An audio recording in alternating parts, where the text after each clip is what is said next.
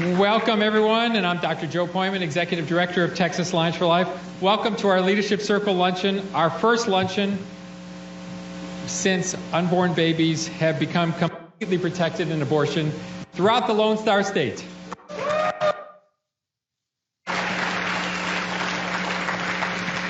We have reached an extraordinary milestone in the history of human rights in our state. The deliberate destruction of unborn babies in the womb is no longer legal. This is a moment in history like none other. All 23 abortion facilities in Texas have ceased taking the lives of unborn babies indefinitely. In Dobbs v. Jackson Women's Health Organization. The opinion, supported by 5 votes, completely overturns the terrible 1973 Roe v. Wade and 1992 Planned Parenthood v. Casey precedents that have prevented states like Texas from protecting the unborn babies from abortion. We are ecstatic. The Supreme Court finally remedied a terrible decision made nearly half a century ago that profoundly damaged society in America. Legal abortions have claimed the lives of more than 3 million unborn children and have hurt countless women. In Texas and many other states, that is no longer happening. Furthermore, this opinion completely rebukes the 50-year-old lie that the Constitution contains a right to abortion, which it does not. Some of our board and staff were present at the Supreme Court during that very exciting time, and we waited waited through May and June to release that opinion.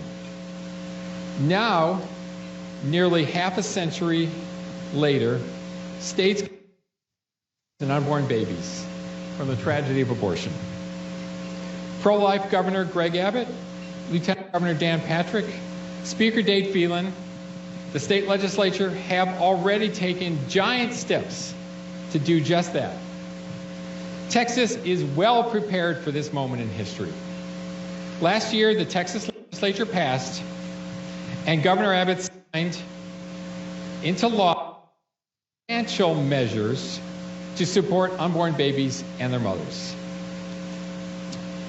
First, the Texas legislature passed House Bill 1280, the Human Life Protection Act, by Representative Giovanni Capriglione and Senator Angela Paxton, to completely protect those unborn babies from abortion beginning at conception.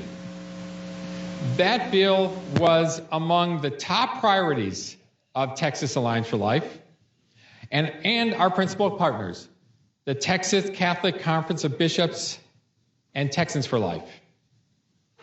The treatment for miscarriage, ectopic pregnancy, and medical emergencies are not prohibited, despite what you may be hearing in the media. And women on whom an abortion is performed cannot be prosecuted. The law makes performing an abortion a felony offense with 99 years in prison. The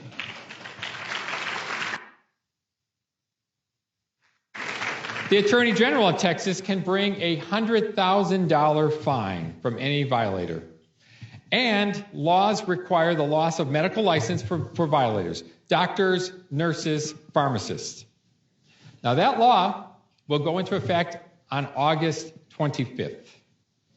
The Human Life Protection Act is the last stake in the heart of the abortion industry in Texas.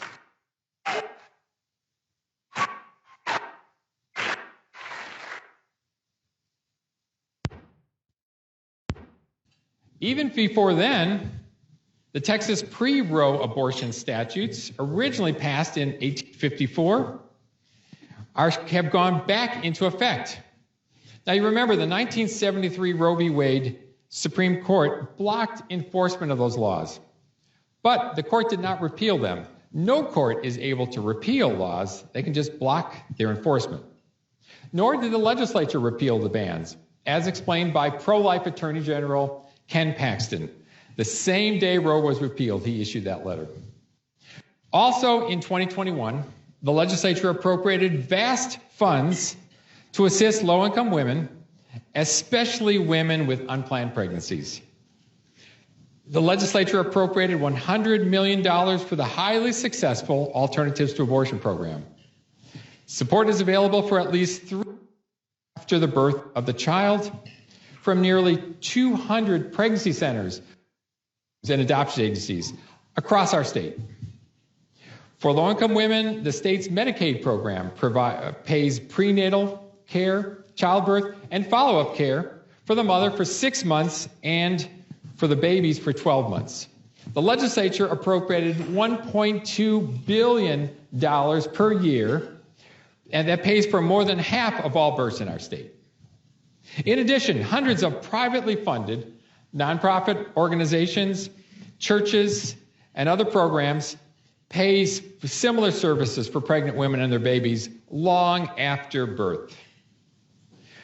Friends, we are at a point unattainable without our tens of thousands of donors, our hundreds of volunteers, our millions of pro-life voters, our pro-life elected officials, and judges, our boards of directors, our staff.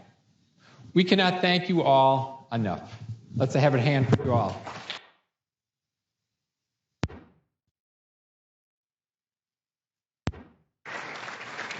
Now we must hold those incredible gains. The other side is not going away.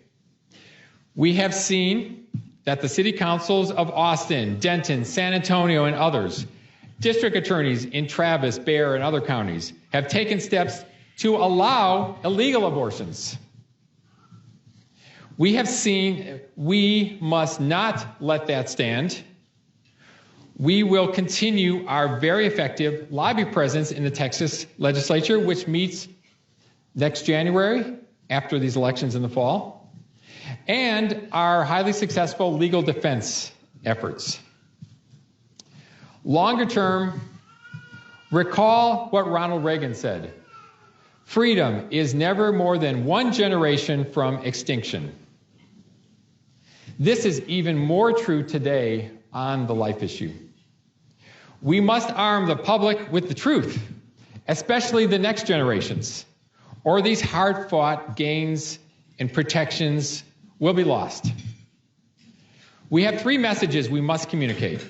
Number 1, the unborn child is a baby worthy of protection.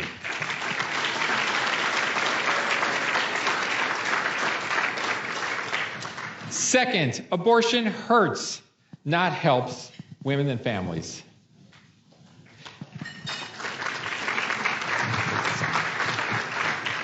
And third, Texas provides vast resources for women with unplanned pregnancies. Women do not need abortion to advance in society.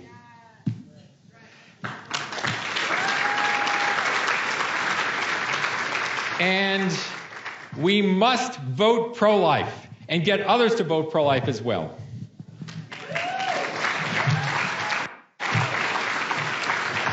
Friends, we had never had a better governor, a better friend to the unborn child in the governor's mansion than Greg Abbott. Am I right? Elections are in November. Early voting is in October. Please join Texas Alliance for Life in working to keep him there and supporting other pro-life elected officials and candidates. You can pick up your yard signs as you leave.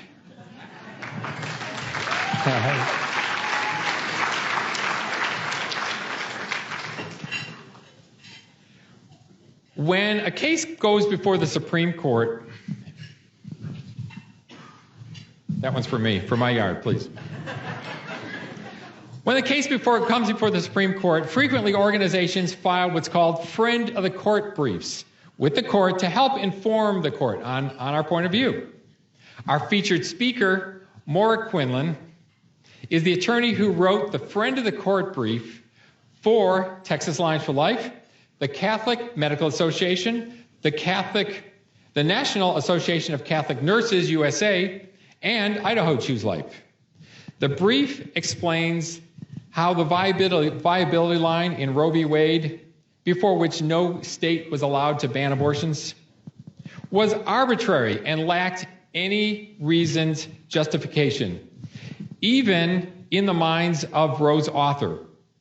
Okay, our author went to the Library of Congress and got his papers and found his notes to the other justices. He considered the viability line, which was supposed to be lockstep, found in our Constitution, it was entirely arbitrary, which you'll probably explain in a moment. A point referenced by Chief Justice Roberts during oral argument. Ours was the only brief that was referenced, as far as I remember.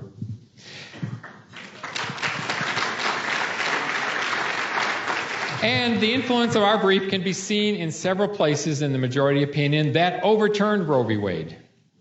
Maura has spent more than 40 years using her legal skills to promote life. After graduating from the University of Notre Dame School of Law, she took a position with Americans United for Life in Chicago, where she spent several years as chief staff counsel.